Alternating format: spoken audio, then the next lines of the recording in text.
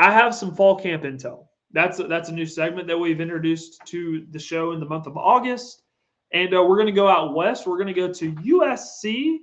For those of you that listened to my playoff predictions the other day, you know that I had USC as the 11th seed, and in that scenario, they would be traveling to Georgia to take on the Bulldogs between the hedges.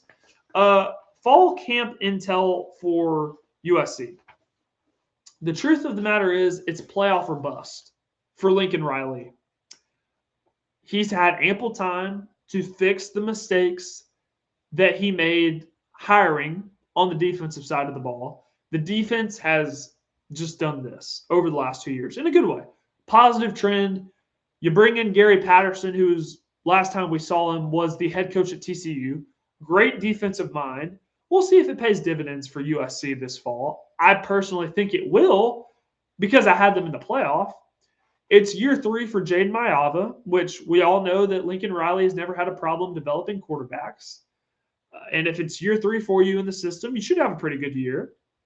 The run game with King Miller and Wayman Jordan really impressed me last year. Both of them were walk-ons to start their USC career, and both of them were fantastic for them. They have all 5 returners on the offensive line, all 5 across the board. They're all returning for 2026.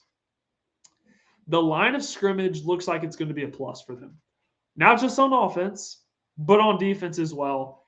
It's looking like a Big Ten line of scrimmage, which is great. That's exactly what you want to hear. Some names that you need to know. USC had the number 1 recruiting class in high school in 2026. And they're going to have to rely on a lot of that true freshman talent this year.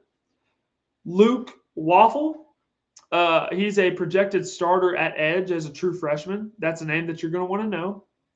Alex Graham and Elbert Hill, they're going to be starting in the secondary at corner for USC. They have a wide receiver by the name of Trent Mosley, who's a projected starter as a freshman, and then tight end Mark Bowman. I promise you're going to want to know that name. He's going to be instrumental in the aerial attack for USC.